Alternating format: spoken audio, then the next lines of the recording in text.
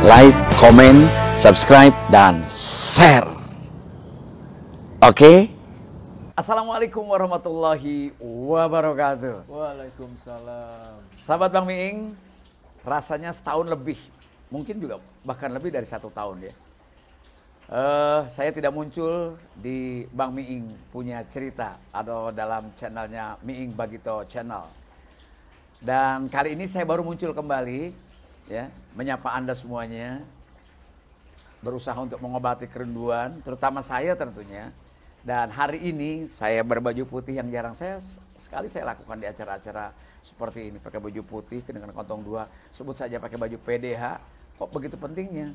Kok begitu resminya? Ya, kali ini di Bang Miing punya cerita, saya menghadirkan satu sosok yang menjadi kebanggaan saya, sahabat saya. Dan ini kalau saya pakai baju putih, itu mengingatkan tentu hampir 40 tahun yang lalu. Kami sama-sama di sekolah. Ini bukunya, dia adalah seorang Captain Pilot Senior. Ya, ini bukunya Last Flight Pilot. Ya, Bapak Kapten Hanafi Herlim. Assalamualaikum bro. Waalaikumsalam warahmatullahi wabarakatuh. Ini kenapa saya hadirkan, dia adalah sahabat dan teman sekolah seangkatan saya. Dia jurusan mesin dan saya jurusan teknik sipil atau bangunan. Kami sama-sama di STM. Nah, halo buat anak-anak STM Jakarta 3, baik yang ohir-ohir yang satu angkatan sama kita, maupun yang generasi muda yang sekolahnya udah pindah dari kampung balik ke Kedoya. Nah, berbanggalah. Ternyata kita berbangga pada satu lembaga pendidikan di mana kita menjadi alumninya, bukan soal sekolahnya namanya besar atau hebat, tapi sejauh mana alumninya berkiprah di masyarakat. Ini yang jadi penting. Kenapa saya hadirkan Kapten Hanafi Herlim? Selain ini ada reuni besar walaupun cuma berdua, tetapi dia sosok yang saya kira berhasil di antara teman-teman saya satu angkatan. Apa kabar, Cap? Sehat? Baik sekali, alhamdulillah sehat sekali. Saya pakai baju putih karena kita ingat, ya, ingat loh anak-anak yang pakai baju putih biru itu di sekolah dulu dan dimasukin itu hanya saya dengan Hanafi. Saya malah hari ini dikeluarin, Kapten Hanafi tetap masukin karena pilot. Dan sekarang saya yang minta loh, Cap please pakai seragam pilot biar emosi saya lebih dekat bahwa saya bangga terhadap sahabat saya menjadi Forbar. Wah, Iya, Kapten pilot. Miing bangga, tapi buat saya sedih. Kenapa sedih? Kalau mungkin dulu saya masih bangga pakai Forbar seperti ini. Sekarang sedih kenapa? Karena udah nggak bisa terbang lagi. Itu yang membuat sedih jadinya. Kalau pensiun sebagai penerbang, Cap, itu hanya batas administratif karena memang usia mungkin ya. 65 tahun kan di Indonesia harus pensiun. Iya. Kalau di Amerika 70 tahun kan. Betul. Nah, tapi Anda bisa terbang tanpa harus pakai pesawat pun. Artinya apa? Your experience, pengalaman Anda bisa terbangkan bagi generasi muda, terus memberikan inspirasi. Itu juga terbang. Tidak kalah pentingnya dibanding menerbangkan pesawat itu sendiri. Iya, di mulut memang enak seperti itu, di hati beda. Oh gitu ya? Emang passionnya pengen terbang gitu ya? Waduh. Walaupun nggak mungkin, walaupun nggak kejadian, tapi mimpi selalu datang aja, datang lagi. Terbang gitu ya? Iya. Oh, sama juga saya dong kalau gitu. Sering sekali mimpi tanda tangan kontrak, tapi nggak datang kontraknya. Tanda tangan doang tapi duitnya gagal. Jadi buat anak-anak yang sekarang bersekolah di STM atau mungkin sekarang tuh SMK, nggak usah kecil hati. Walaupun banyak orang yang sinis, negatif, bahkan merendahkan. Ternyata kami berdua bisa jadi sesuatu, menjadi seseorang di Indonesia. Bahkan Kapten Hanafi pergaulannya internasional karena hari-harinya bahasa Inggris. Dan ini bukunya. Anda bisa baca buku ini dan bisa didapatkan di toko-toko buku. Saya kira Last Flight Kapten Hanafi Herlim. Sementara belum dijual di toko buku. Oh, belum ada? Belum ada. Oke. Ini adalah pengalamannya terbang selama 42 tahun menjadi pilot, sampai jadi Captain Pilot, dan pengalaman terbangnya 28.200 jam terbang. Kita terbang ke Medan aja 2 jam rasanya kesel, bener capek. Ini 28.000 bro. Cap, kita mau cerita di channel saya ini, bagaimana Kapten Hanafi, kan dulu kita waktu selesai sekolah di STM, kan bubaran begitu aja. Iya. Betul nggak? Iya. Artinya mengadu nasib masing-masing. Cari Betul. makan sendiri-sendiri. Cari makan sendiri-sendiri. Saya sempat menjadi honorer di pemerintahan, kemudian mengerjakan proyek-proyek bangunan ya di swasta, ya, di properti, dan ujungnya waktu saya dihabiskan di dunia panggung hiburan kan, menjadi Miing dan Bagito bertiga ini. Usia karir kami 45 tahun, kapten kan 42 tahun kan, nah saya 45 tahun. Beda-beda tipis. Beda-beda tipis, oke. Tapi yang jelas, saya hanya yang menyampaikan tadi yang saya bilang, tergantung kita kiprahnya. Gimana sih ceritanya? Kok bisa jadi pilot? Kita bubaran tuh nggak tahu-tahu, tahu-taunya udah jadi kapten pilot, baru ketemu lagi. Berapa puluh tahun kita nggak ketemu ya? Lebih dari 20 tahun ya rasanya ya? Lebih, 30-an. Satu ketika kita bisa bertemu lah di satu saat. Gimana ceritanya? Oke, ceritanya gini. Waktu kelas 3 STM, tiba-tiba ada formulir beredar dari depan kanan sampai belakang, balik lagi ke depan kiri. Aku Di sekolah kita? Di sekolah kita. Terus aku lihat formulir penerbang, sekolah penerbang di Curug. Jujur, gua nggak tahu apa-apa. Di mana itu Curug? Bagaimana itu pilot? Sekolahnya seperti apa? Berapa duit? Berapa lama? Sama sekali buta, nggak tahu Blank apa-apa. aja ya? Blank. Cuma karena pada saat itu mencoba nasib. Karena apa? Karena aku nggak suka mesin. Masuk STM mesin. Padahal kan jurusan mesin. Ikut-ikutan masuk sekolah mesin. Alah. Bukan tujuan sekolah dari SMP itu masuk ke STM mesin itu bukan. Jadi buat anak muda, ikut itu bagus, tapi lo ikut-ikutan tuh nggak bagus. Nih contohnya ikut-ikutan. Tapi ikut-ikutannya jangan yang jelek, ikut-ikutan yang bagus nggak apa-apa. Lalu coba daftar, tulis daftar, langsung kirim. Ternyata ada panggilan ikut tes tertulis. Ikut tes tertulis waktu itu gue masih ingat. Di Kemayoran 250 orang yang ikut tes, yang lulus cuma 25 orang. Berapa ratus? 250 orang dalam gedung. Yang lulus cuma 25 orang. Termasuk Anda. Dari 25 orang itu tes interview. Dari interview yang lulus 17 orang. Dari 17 orang tes kesehatan yang lulus 7 orang. 7 orang termasuk Kapten Hanafi. Dari 7 orang masuk pendidikan Curug, itu sistem gugur. Bisa gugur karena teori, bisa gugur karena terbang. Lulus di wisuda yang jadi pilot itu cuma 2 orang. Wow. Betapa bangganya loh. Dari 250 orang yang minat menjadi penerbang, yang jadi cuma 2 orang yang wisuda. Artinya you are the best berarti kan. Yang terbaik lah pada saat itu. Kebetulan di Curug itu ada slogan. Slogannya adalah the best pilot are trained here. Terus ada lagi slogan the sky is a vast place but there is no room for error. Langit itu segitu luasnya, Betul. tapi tidak ada satu toleransi ruangan sekecil apapun untuk kesalahan. Seperti Itulah disiplin terhadap prosedur ya. Ya, jadi pada saat lulus cuma 2 orang, tapi itu tidak semudah itu. Sebelum itu, 6 bulan sebelumnya, daftar di Curug juga, lulus tes tertulis, tapi gagal di tes kesehatan. Akhirnya, kecewa, penyesalan, segala macam semuanya, untuk menutupi kekecewaan itu, gue kuliah. Kuliah di Universitas Nasional. Oh, sempat gagal dulu di Curug. Sempat gagal. Karena waktu tes pertama kali, sebelum lulus STM.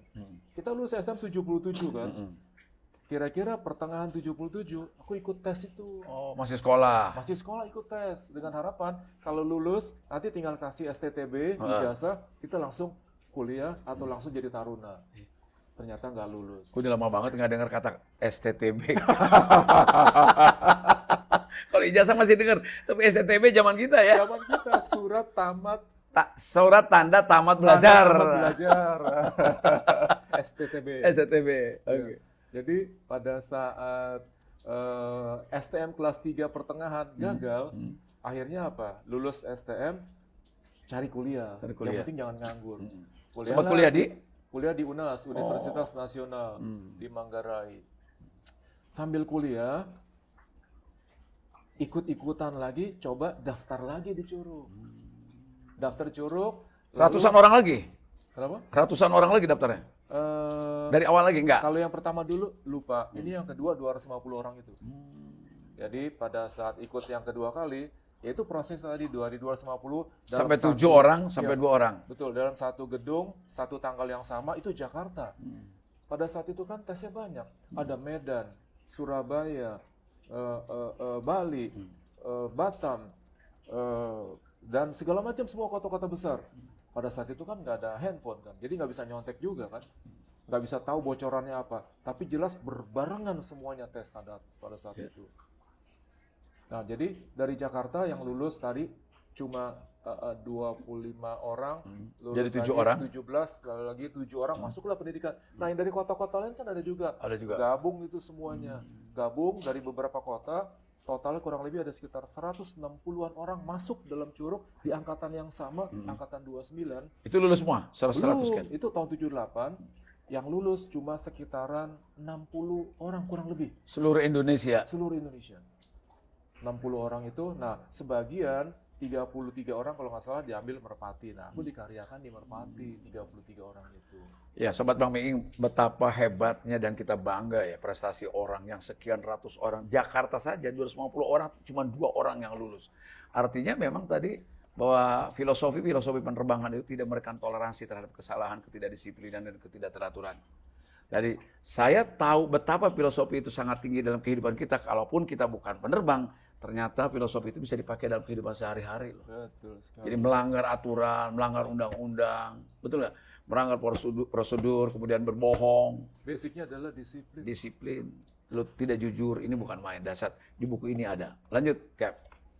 Lalu yaitu cerita tentang perjuangan di Curug. Di Curug. Pada gagal yang pertama kali, aku tahu bocorannya, kira-kira bocorannya karena hipertensi. Akhirnya fail, gagal. Pada saat itu aku puasa, nggak makan garam, micin, daging selama 6 bulan tuh nggak nyentuh makanan begituan. Betul-betul puasa. Pada saat yang tes kedua kali ternyata lulus, langsung kuliah aku tinggal. Kuliah tinggal, masuk pendidikan Curug. Jadi saat itu punya penyakit tekanan darah tinggi. Umur berapa? Itu kan belum umur 30 ya? Umur 18-19. Yo, sudah kena penyakit itu. Cuma perkiraan aja. Oh, perkiraan aja. Perkiraan. Failnya karena apa? Ya mungkin karena mereka nggak mau kasih tahu. Fail kita tuh karena apa? Dia nggak mau kasih tahu. Cuma kita mereka-reka sendiri. Nah, aku mereka-reka jangan-jangan karena tensi ini. Ternyata setelah puasa 6 bulan itu fine-fine aja, lolos tes. Lolos ya. Kesehatan kedua. Oke, singkatnya sudah jadi pilot. Lalu ditugaskan di Merpati pertama itu. Di Merpati. Pakai pesawat apa tuh, Cap? Twin Otter. Twin Otter. Berapa penumpangnya? 19. 19. Cerita soal Twin Otter dalam buku ini juga ada ceritanya. Yaitu apa? Twin Otter tuh nggak ada toiletnya. Oh, sama dengan Hercules dong. Hercules ada toiletnya. Itu kan gede pesawatnya, penumpangnya ratusan. Saya pernah nggak ada untuk ngangkut pasukan itu nggak ada toiletnya deh kayaknya. Pasti ada. Ada. Walaupun aku belum pernah naik, tapi pasti Aku pernah. Pasti ada. Twin Otter itu nggak ada toiletnya. Bisa kebayang nggak sih? Jangankan 2 jam terbang, 1 jam aja terbang, itu pasti kebelet kan. Yang kasihan kalau ada penumpang perempuan lagi datang bulan, itu basah atau enggak. Kasihan sekali dia. Udah gitu, udah basah pakai celana panjang lagi. Dan itu penerbangan perintis ya, dari pulau ke pulau ya? Betul, penerbangan perintis. Indonesia Timur pasti? Kebetulan aku cuma pernah supply Indonesia Timur hanya beberapa saat, tapi base-nya di Manado dan pindah base-nya di Denpasar. Terus setelah di Merpati itu dapat berapa tahun? Merpati 25 tahun. 25 tahun. 25 tahun. Hampir setengahnya dalam perjalanan ini berarti ada di Merpati ya. Betul. Yang terakhir di Citylink ya. Betul. Nah, di Citylink ini semuanya terbang komersil ya. Ada yang kargo atau apa gitu? Kargo cuma sesekali waktu lagi COVID aja. Gitu ya. Tapi semuanya itu adalah penerbangan penumpang. Cap, kalau lihat dari ikut-ikutan dan ketidaksengajaan itu, jujur memang nggak, passionnya sebetulnya bukan penerbang. Nggak tahu, nggak ngerti, dan juga nggak pernah punya cita-cita seperti itu. Mungkin orang awam nanya, Captain punya cita-cita emang dari kecil ya? Gue jawab jujur, enggak, sama sekali tidak. Sama sekali nggak ngerti, nggak tahu apa itu penerbang. Sekolahnya di mana, tugasnya seperti apa. Sama sekali nggak tahu. Tapi kan kalau jadi pilot itu kan biasanya jadi cita-cita anak-anak pengen jadi pilot, ingin terbang, gagah, keren gitu. Kan mesti ada passionnya dulu dong itu. Dan dalam dirinya tuh, dalam jiwanya ada. Karena waktu itu sekolah teknik mesin, pada saat ke Halim ngantar orang tua berangkat naik pesawat, cuma kepikiran aja, gue kepengen juga nih ya jadi teknisi pesawat udara. Oh, bukan pilot ya? Bukan, nggak kepikiran sama sekali. Jadi teknisi pesawat udara, Iya. ahli mesinnya gitu. Iya, karena kita kan background-nya adalah teknik mesin. Teknik mesin. Cuma itu aja. Jadi sama sekali. Biasanya kan kata orang tua kita atau kata guru, kata yang sukses-sukses, kalau kita melakukan pekerjaan yang kita cintai akan lebih sukses. Ini kok bisa selamat ya 42 tahun nggak ngaco gitu. Padahal nggak ada nggak ada cita-cita, nggak ada bakat, nggak ada jiwanya. Kok bisa ya? Ya nggak tahu, mungkin memang sudah jalurnya atau... Tapi karena disiplin itu. Iya, disiplin itu jujur terciptanya pada saat masuk pendidikan sebagai taruna. Itu disiplin. Bangun pagi, lalu masuk kelas, masuk jadwal terbangnya, itu betul-betul disiplin. Ya kalau kapten kan nggak ada cita-cita jadi pilot. Kalau saya pengen dulu daftar, bukan pilot tapi pengen jadi pramugari, cuman nggak diterima. Pramugara. Hah? Nggak mau pramugara kan cowok, ini maunya pramugari. Begitu pramugari ditolak, daftar polisi. Makanya masuk poluan, nggak usah polisi biasa. Ternyata ditolak juga, udah deh. Kali itu ternyata masalah jurusan. Ya udah di panggung dihabiskan. Cap mungkin punya pengalaman selama 28.200 jam terbang yang saya baca di sini. Dan di buku ini, Sobat Bang Miing, saya begitu banyak. Sekarang bukan mencintai dunia penerbangan, tapi saya mencoba untuk mencintai dan menyukai dunia kedirgantaraan loh. Karena filosofi hidupnya itu, ini nggak jauh dari kata manajemen. Keteraturan dan mengatur dengan baik, dan kuncinya disiplin, karakter, betul nggak? Di situ. Lalu di situ kan langit itu luas tapi tidak memberikan toleransi sedikit pun, memberikan ruang. The sky is a vast place but there is no room for error. Tidak ada ruang untuk berbuat kesalahan. Betul sekali. Kalau kesalahan itu kan manusiawi tapi menjadi tidak profesional, betul? Nah, kesalahan yang di sini adalah ketidakdisiplinan itu. Jadi saya lihat kalau 42 tahun terbang, betapa orang ini, Kapten Hanafi ini orang yang sangat teratur. Sebab kalau saya lihat untuk dapat 4 bar ini, bar 4 ini kan juga meritokrasinya jelas ya. Ada merit system. Nggak mungkin tiba-tiba baru berapa jam tiba-tiba jadi kapten kan nggak. Pasti ada, itu bisa dapat 4 bar itu berapa jam terbang tuh? Awalnya dari co-pilot bar 1. Bar 1. Lalu kapten Twin Otter naik bar 2. Bar 2. Setelah itu di training untuk single pilot terbang Twin Otter bar 3. And then pertama kali bar 4 Kapten Fokker 27. Oh, 27. Naik Kapten Fokker 28, Fokker 100, baru ke Airbus. Oh, Airbus. Airbus yang A300 itu A320. kalau Boeing yang jenisnya kalau Boeing ya. Iya. Boeing 737. Nah, ini 320 seperti ini lah.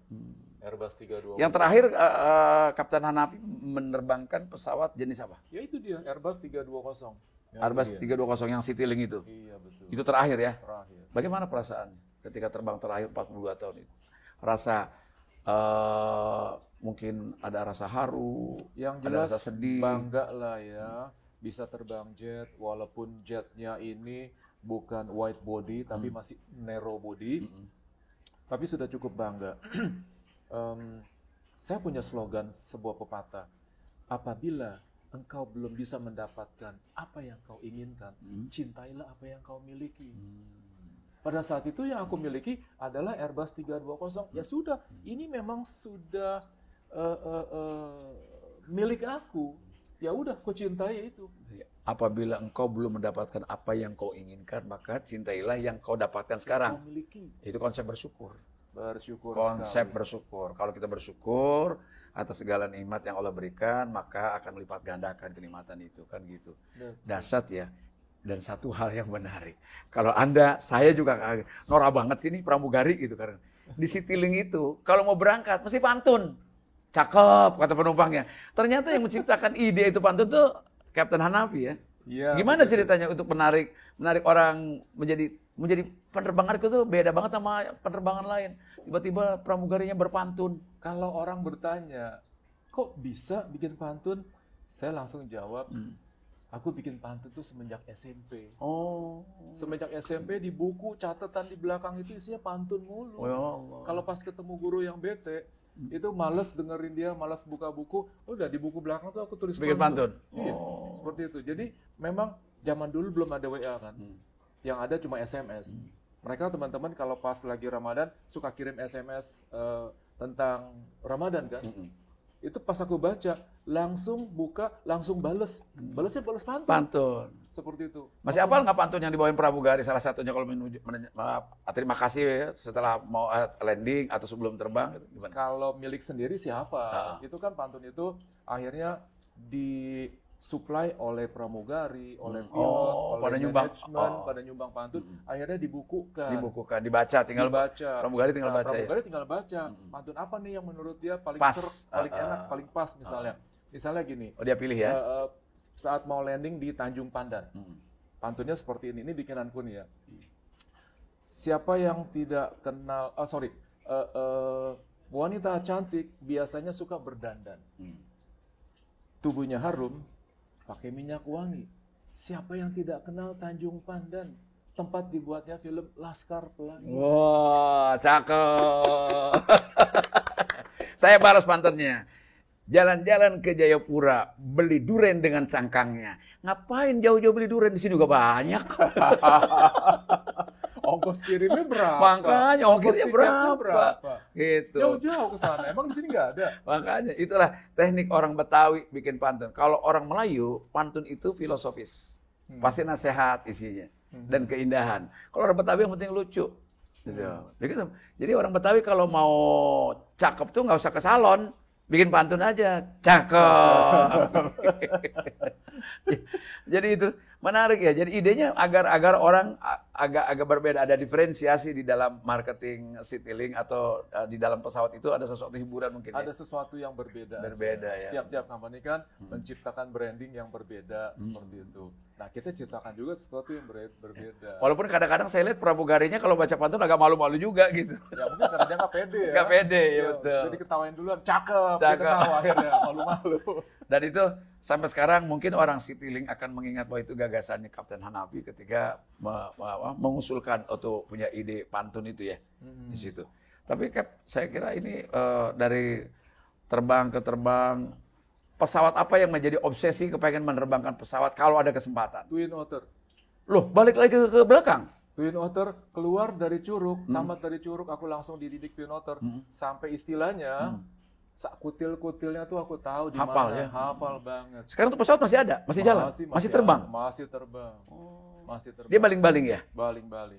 Itu lebih aman dari jet? Bukan lebih aman, semua pesawat aman. Jadi jangan khawatir para penumpang, pesawat apapun juga itu aman, jangan khawatir. Karena kita mempunyai beberapa macam device, safety device atau alternate device itu banyak. Jadi nggak usah khawatir mau pesawat baling-baling, pesawat jet, segala macam, nggak usah khawatir. Cuma bedanya di Twin Otter itu, pesawat itu speednya rendah, terbangnya pun juga rendah. Nah pada saat terbang rendah, kita bisa ngelihat puncak gunung, tau nggak? Dan kalau rendah kan turunnya lebih gampang ya? Sama aja sih. Oh enggak, lebih pendek kali. Sama aja. Bisa turun sendiri. Sama. Yang jelas terbangnya rendah, kita bisa terbang di atas gunung. Ini ada gunung, banyak sekali, di Flores terutama. Gunung kita terbang persis di atasnya. Di atas itu kadang ada kepundannya. Kepundan kelihatan ada asapnya keluar. Kita bisa melihat persis di dalam dasarnya itu. Kepundannya. Dan itu saya ingat betul. Ya mudah-mudahan nih sahabat saya lama, Denny Kaharudin, Kapten Garuda. Mungkin kenal juga. Dulu tahun berapa tuh saya masih bekerja dengan Warkop DKI, Dono Kasinindro. Kita manggung pulang dari Wamena, Jayapura tuh ngelilingin Gunung Jawijaya ya. Itu dengan terbang pendek itu kita bisa lihat loh. Dan itu pakai Fokker 28 kalau nggak salah. Betul. Dan zaman dulu belum dipantau oleh radar. Radar di menara pengawas itu belum ada. Jadi kita mau terbang rendah pun nggak ada yang tahu. Bisa ngider-ngider gitu ya, bisa. Yang penting jamnya tepat ya. Pernah tahu Danau Kilimutu? Danau 3 warna di Flores? Ya. Oh itu udah berkali-kali aku puterin itu di atas danau itu. Indah sekali ya. Oh indah sekali Danau 3 warna. Jadi terbang di atas muter-muter itu udah sering kali. Dan pergi ke sana tuh 3 kali saya pergi mendaki langsung di atas gunung di tepiannya tuh. Oke, Cap. 42 tahun terbang. Ya tentu suka dukanya sangat dirasakan. Bahkan keharuan tadi pertanyaan saya. Kalau ada kesempatan di masa pensiun ini ingin menerbangkan Twin Otter ya. Mudah-mudahan ada kesempatan, ntar saya numpang. Nah, pertanyaan saya adalah, terbang sukacita tadi melihat view atau panorama begitu indah, begitu mensyukuri pada Tuhan, betapa indahnya Indonesia dengan terbangnya, juga terbang di luar negeri. Ini kan pasti ada terbang-terbang yang ngeri-ngeri sedap, yang punya pengalaman yang tidak bisa terlupakan, yang kaitannya tentu dengan pengalaman pahit yang mengerikan? Kira-kira. Pasti ada. Terbang Twin Otter di Rote. Pulau Rote itu adalah pulau paling selatan di Indonesia. Saat itu yang terbang adalah co-pilot. Sebelum landing, kira-kira 1-2 menit sebelum landing, ada kambing, serombongan kambing nyebrang. Di runway itu? Di runway. Runway-nya itu adalah runway rumput, bukan runway aspal seperti kita lihat. Oh, Twin Otter bisa ya di rumput ya? Di rumput, di koral, di lapangan sering seperti itu. Cuma di warung aja nggak bisa kali ya? Jadi pada saat mau landing, itu sekumpulan kambing kira-kira ada 15 ekor nyebrang. Sebelum nyebrang, kita kan masih ada di final itu. Aku bilang sama co-pilotnya, Ed, Nggak, kambing ke situ ngapain? Apa nganterin saudaranya waring kali itu? nggak, lagi mau metik pisang dia. Jadi pas nyebrang begitu, gue udah bilang sama dia, Ed, kita go round aja. Nggak apa-apa, bisa kok. Lu yakin? Bisa. Oke, tapi dia masih tetap ada keraguan. Dan kambing itu masih ada di runway, masih nyebrang, bererot. Banyak sekali. Banyak, lebih dari Dan itu 15 bahaya ekor. kan kalau akan tertabrak pesawat Ya, itu kan? Bahaya lah, banyak kambingnya. Kalau cuma satu aja sih. Lagi pula kalau satu pun juga masih ngeri. Karena apa? Twin Otter kan pesawatnya kecil. Kecuali Airbus. Ntar aku cerita soal Airbus. Jadi pada saat kambing itu nyebrang, dia ragu antara mau landing atau mau go round.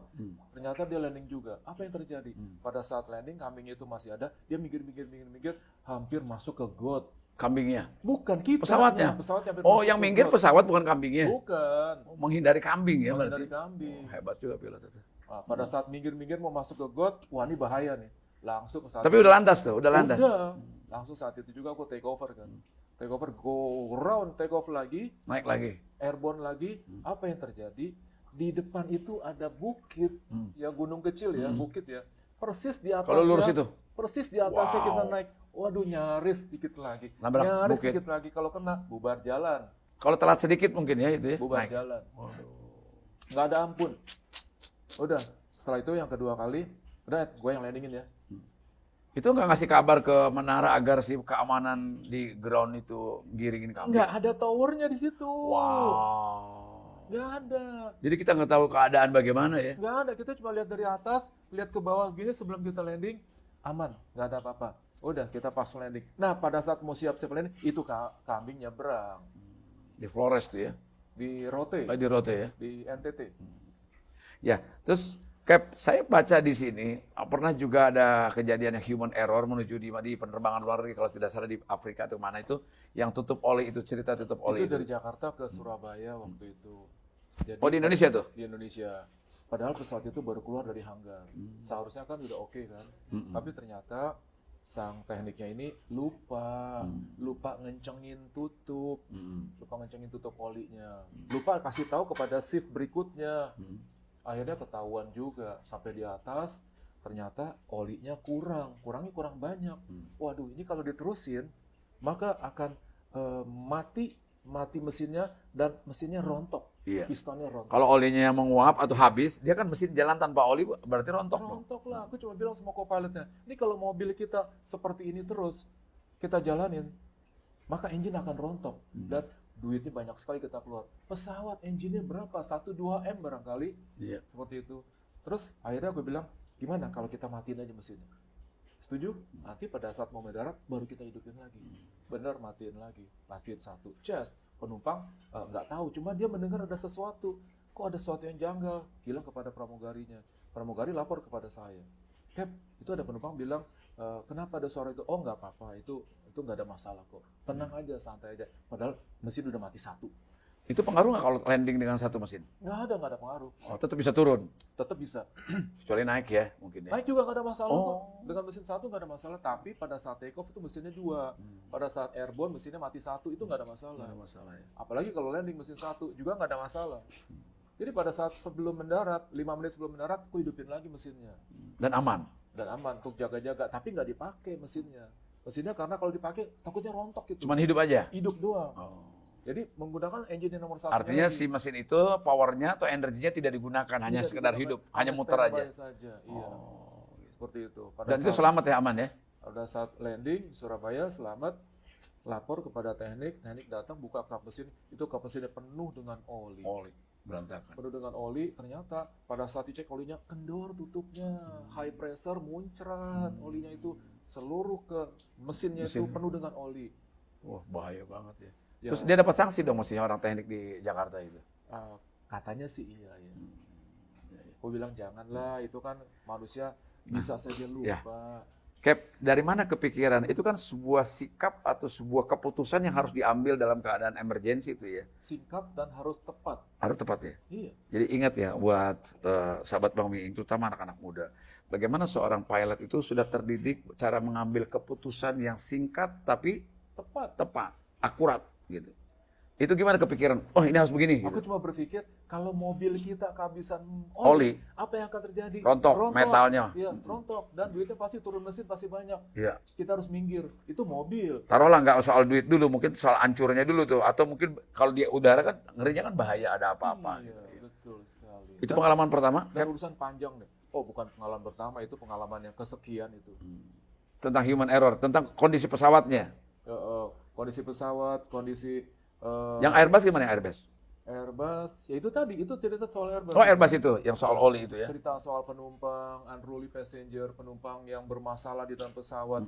Untuk lebih tahu, lebih banyaknya, baca aja. Baca, deh, ya. deh. Oke. Tapi saya mau minta terakhir nih. Kan pasti ada pengalaman internasional. Saya pernah baca di sini juga punya pengalaman terbang di atas wilayah-wilayah yang sedang berkonflik. Itu di mana itu? Nigeria, Libya, Afghanistan, Kandahar, Bagram, dan Kabul. Dan itu perang semua? Iya. Sebelum kita terbang berapa ketinggian tuh? Terbang normal lah ya, 35.000. Itu kalau peluru ditembakkan 35.000 nyampe nggak nyampe? Bisa. Jauh kan, tinggi kan? Tembaknya kan pada jarak dekat kan. Oh iya. Jadi sebelum kita landing, begitu tembak buru kendor dong peluru tuh ya, itu kan masih di atas kan? pada saat kita mau landing, mereka tuh udah ada kontak antara si petugas pengaman dengan tower itu sudah kontak. Trafficnya landing jam berapa? Oh jam sekian. Oke deh, gua sisir dulu ya. Mungkin mereka bilang seperti itu ya. Jadi disisir tuh, dipantau, ditelusuri di bandara, kira-kira di sekitar bandara aman atau tidak? Ya, ada nggak musuh di sekitar situ? Setelah disusuri situ dengan terbang rendah helikopternya aman. Oke, kasih tahu sama trafficnya boleh landing. Baru kita landing. Dan aman. Aman. Berapa kali terbang di atas wilayah konflik? 3 bulan. Bukan, maksud berapa kali? Berapa kan itu? Cuma di Afghanistan itu aja. Yang lain-lainnya kayak macam di Libya, aku datang ke sana sebelum revolusi. 2 tahun meninggalkan Libya, baru terjadi revolusi. Ya. Artinya bahwa Kapten Hanafi ya diselamatkan oleh Allah Subhanahu Wa Taala dalam perjalanan 42 tahun terbang. Cap, ada pesan nggak buat anak-anak muda yang ingin berminat menjadi pilot atau mungkin sekarang lagi terbang menjadi pilot? Pesan saya di buku ini semua komplit saya ceritakan, yaitu bahwa kalau kita sekali waktu pernah mengalami kegagalan, jangan cepat putus asa, jangan cepat langsung give up, surrender, ataupun patah semangat. Coba lagi, dan coba lagi. Saya punya prinsip, sebelum nabrak tembok, nggak akan balik. Nabrak tembok, kepala kita pecah. Tapi kalau cuma sekedar tirai-tirai bambu aja, sikat aja. Jadi jangan pernah menyerah sebelum kita mencoba dan mencoba lagi. Iya, keren. Sebelum berhasil harus terus mencoba tanpa harus putus asa dan mundur. Dan buktinya Kapten Hanafi. Jadi bukan soal berangkat dari sekolah mana, tapi sejauh mana dia bisa berkiprah menunjukkan dirinya ya untuk bisa mencapai sesuatu yang dia inginkan. Dan terbukti ya. Di buku ini lengkap. Jadi teman-teman ya sahabat Bang Miing cari nanti kalau sudah beredar di toko-toko buku Last Flight Pilot ya 42 tahun Kapten Hanafi Herlim terbang dengan 28.200 jam. Dahsyat. Terima kasih Kap. Terima kasih. Sebelumnya mau titip pesan juga, kalau Anda belum bisa mendapatkan buku ini di Gramedia atau di Tokped, Anda bisa buka di IG penerbit Bukunesia, atau mungkin juga bisa mencari profil saya, Kapten Hanafi Herlim, atau juga bisa menghubungi di IG Hanafi Herlim, atau juga di YouTube, di TikTok Hanafi Herlim, di bawah ini. Seperti itu. Anda bisa hubungi saya dan saya akan bantu untuk memberikan buku ini. Ya. Terima kasih Kap.